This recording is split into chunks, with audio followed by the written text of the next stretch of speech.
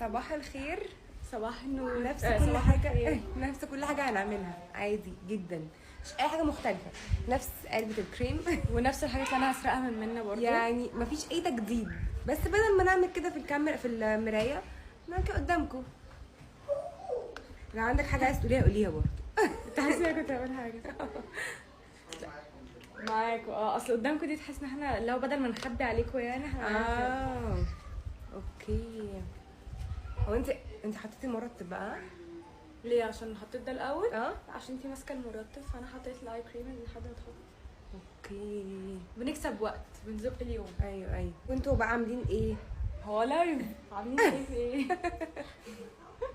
لما ببقى مسافره مع منى في اي مكان بحس انه بجد اللي هو ايه، انا مسافره مع نفسي، مش مسافره مع نفسي اللي هو مع لوحدي، مسافره مع نفسي، ده نفس الشخص اللي انا جوايا. فبحس ان احنا بنعمل نفس كل حاجه، عايزين نفس كل حاجه، بنتعب في نفس الوقت، بنزهق في نفس الوقت، بنبقى عايزين نهيص في نفس الوقت. ايوه دي حقيقه، يعني مش هتلاقي ابدا حد فينا هي مثلا عايز تنزل وتخرج وهي مثلا مش قادره. لا ايه ده، وماما كمان عملنا بس. لا وانتي كمان، بس منا عشان وانتي مع نور بس.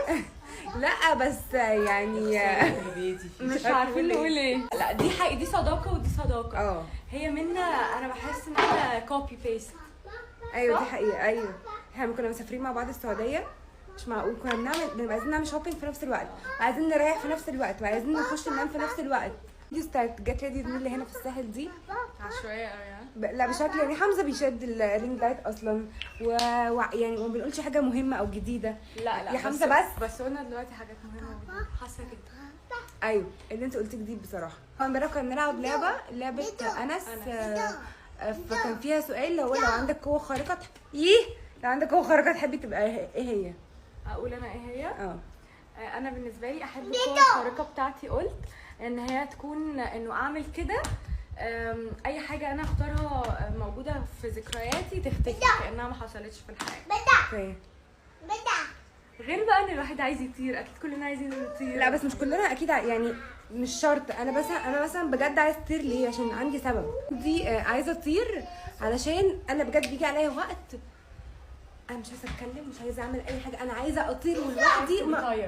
عايزه ابقى طايره ويعني ما اعرفش انا بحس بيجي عليا وقت كده بحب كده. انا هاخد من التنت بتاع نور.